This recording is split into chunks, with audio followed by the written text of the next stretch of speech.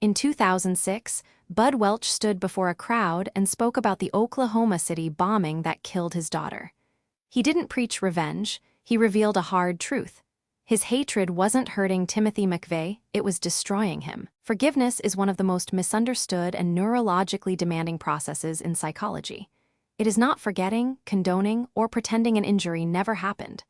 Researchers define it as an active cognitive and emotional shift, a deliberate decision to release resentment and the desire for revenge, regardless of whether the offender deserves it.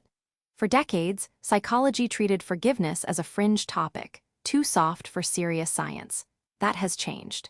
Today, robust research links forgiveness to measurable reductions in cortisol, blood pressure, and depression, and even to longer life expectancy. But the science also reveals something harder. Forgiveness is not always advisable, it cannot be rushed, and for some wounds, it may never come.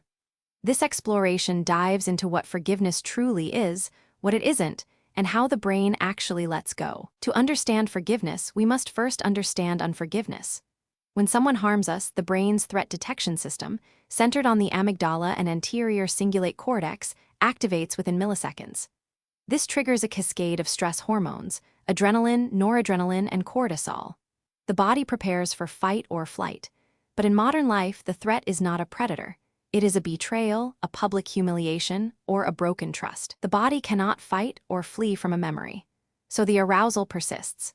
Neuroimaging studies reveal that when people recall an offense they have not forgiven, the brain shows heightened activity in regions associated with physical pain and emotional distress. The brain treats a social wound much like a physical one. And just as picking at a scab prevents healing, replaying a grievance keeps the stress response alive. This is not a moral failing, it is a biological loop. The brain's default mode network, which activates during rumination, keeps the memory vivid and the anger fresh. Dr. Lauren Toussaint, a psychologist who has studied forgiveness and health for over 2 decades, explains, unforgiveness is a stress response. It elevates blood pressure, increases heart rate, and suppresses immune function. Over time, chronic unforgiveness is as toxic as chronic stress. In a landmark longitudinal study of 1,423 older adults, Toussaint and colleagues found that those who scored higher on forgiveness measures had a significantly lower risk of mortality over the following 5 years, even after controlling for age, sex, and health behaviors. The body keeps score, and holding a grudge may literally shorten your life. One persistent challenge in forgiveness research is definitional chaos. In popular culture, forgiveness is often conflated with reconciliation, restoring a relationship. In clinical contexts, it is sometimes mistaken for letting go in a way that invalidates the victim's pain. Psychologists have worked to clarify the construct.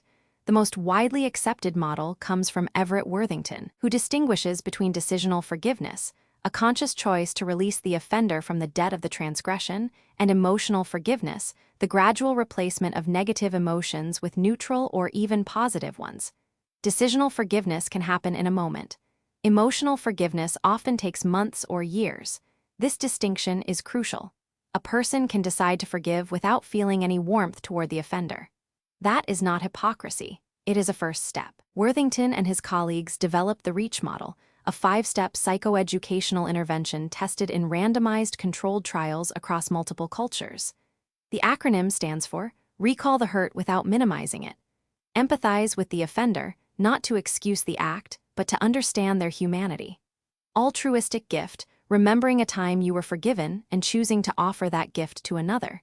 Commit to the forgiveness you have experienced. Hold on to forgiveness when doubts arise.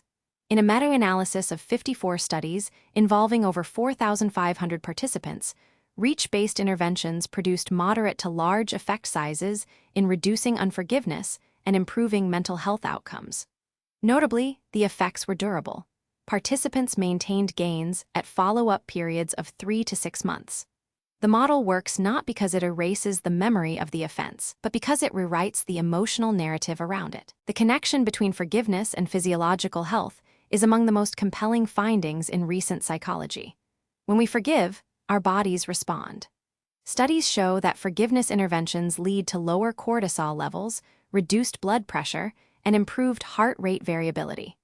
One study found that participants who completed a forgiveness workshop reported fewer physical symptoms like headaches and muscle tension. The mechanism is clear. Forgiveness reduces the chronic stress response. By releasing resentment, we allow the nervous system to return to a state of calm. This doesn't mean forgiveness is easy or always appropriate, but when it is possible, the physical benefits are profound. The body literally unclenches. Forgiveness is not a moral imperative. Researchers caution that pressuring victims to forgive can cause further harm, especially in cases of severe trauma or ongoing abuse. In such contexts, forgiveness may be premature or even dangerous. The goal, then, is not forgiveness at all costs, but emotional processing, finding a way to move forward without being consumed by the past. Sometimes that means seeking justice, setting boundaries, or simply allowing yourself to feel anger without acting on it. Forgiveness is a tool, not a requirement. And for some wounds, the most compassionate choice is to focus on healing yourself, not on absolving the offender. The science respects that complexity. Forgiveness is not a sign of weakness. It is a neurological and emotional skill, one that may, in time, set you free. If you found this valuable, consider sharing it with someone who might need it.